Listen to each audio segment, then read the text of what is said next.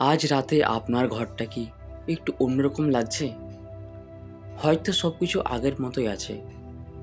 একই দেয়াল, একই দরজা, একই জানালা, একই নিঃশব্দ বাতাস। তবুও আজ যেন এই নীরবতার ভেতরে কিছু একটা লুকিয়ে আছে। একটা চাপা অনুভূতি, একটা অদৃশ্য উপস্থিতি। যেন আপনার ঘরের প্রতিটি কোণ আপনার দিকে তাকিয়ে আছে। আর সবচেয়ে অদ্ভুত বিষয় হলো আপনার আত্মা সেটা অনুভব করছে। হয়তো এই কারণে আজ আপনার বুক অকারণে ভারী লাগছে। হয়তো এই কারণে আজ হঠাৎ পুরনো স্মৃতিগুলো ফিরে আসছে। কারণ কিছু রাত আছে যেখানে নীরবতা শুধু নীরব থাকে না, সে কথা বলতে শুরু করে। আর হয়তো আজ আপনার ঘরের নীরবতাও কিছু বলতে চায়। অনেক পুরনো আধ্যাত্মিক বিশ্বাসে বলা হয়, মানুষ যেখানে দীর্ঘদিন থাকে সেই জায়গা তার অনুভূতিগুলো শোষণ করতে শুরু করে। দেয়ালগুলো মানুষের কান্না মনে রাখে, জানালাগুলো তার অপেক্ষা মনে রাখে, আর রাতের নিস্তব্ধতা তার একাকিত্ব জমিয়ে রাখে।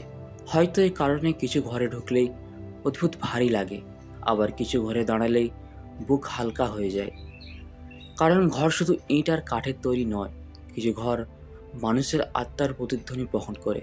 আর হয়তো আপনার ঘরও বহুদিন ধরে আপনার নীরব কষ্টগুলো জমিয়ে রেখেছে।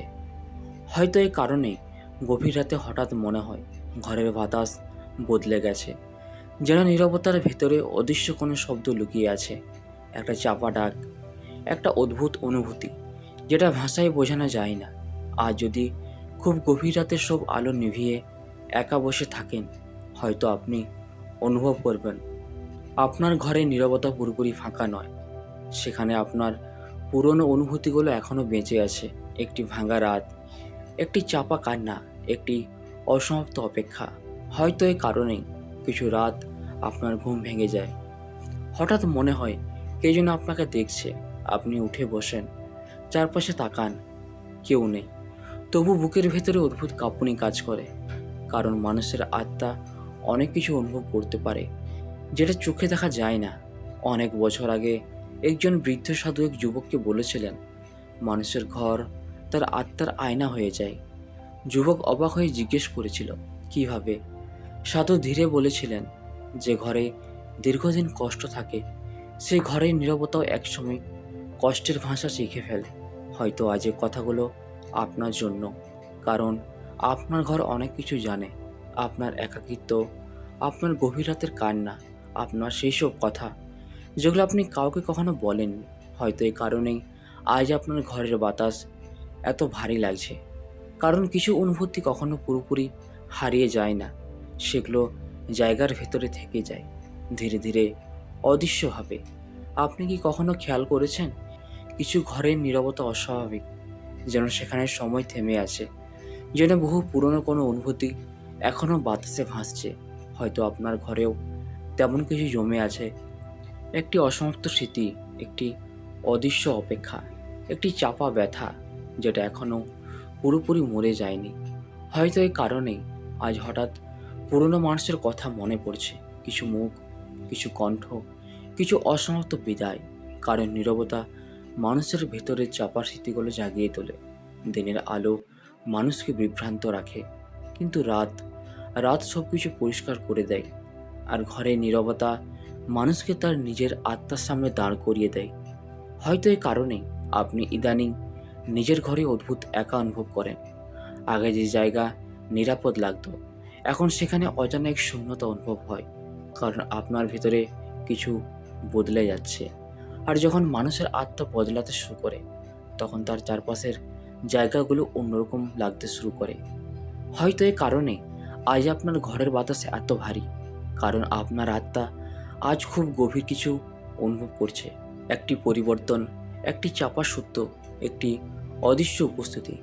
অনেক সময় ব্রহ্মাণ্ড মানুষের সঙ্গে সরাসরি কথা বলে না, সে কথা বলে অনুভূতির মাধ্যমে, নীরবতার মাধ্যমে, অদ্ভুত সংকেতের মাধ্যমে।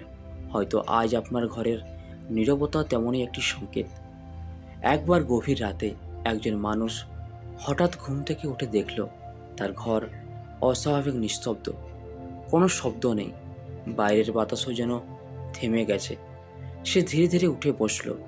আর তখন তার মনে হলো ঘরের ভেতরে বহুদিনের চাপা অনুভূতিগুলো হঠাৎ জেগে উঠেছে। তার পুরনো স্মৃতিগুলো একে একে ফিরে আসতে লাগলো। শৈশবের একাকিত্ব, একটি হারিয়ে যাওয়া ভালোবাসা, একটি অসমাপ্ত স্বপ্ন।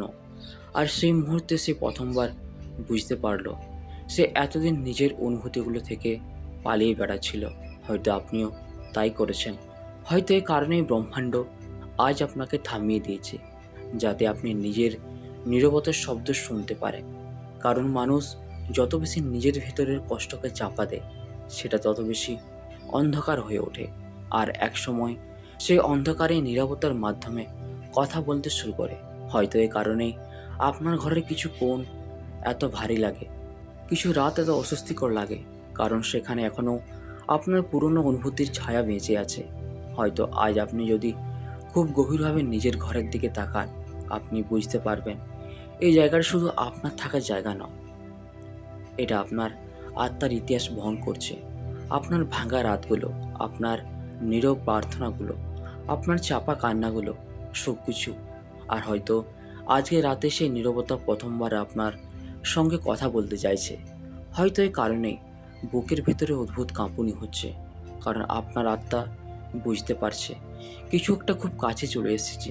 একটি উপলব্ধি, একটি সত্য, একটি গভীর পরিবর্তন। হয়তো আপনি এখনও পুরো বিষয়টা বুঝতে পারছেন না, কিন্তু আপনার নীরবতা বুঝছে, আপনার ঘর বুঝছে। আর হয়তো আজ রাত শেষ হওয়ার আগে আপনি এমন কিছু অনুভব করবেন যেটা এতদিন শব্দের আড়ালে লুকিয়েছিল। কারণ কিছু সত্য শুধু নীরবতার মধ্যেই শোনা যায়। তো বন্ধুরা, ভিডিওটি আমরা এখানেই শেষ করছি। ভিডিওটি যদি আপনাদের ভালো লেগে থাকে তাহলে চ্যানেলটিকে অবশ্যই সাবস্ক্রাইব করবেন। ধন্যবাদ।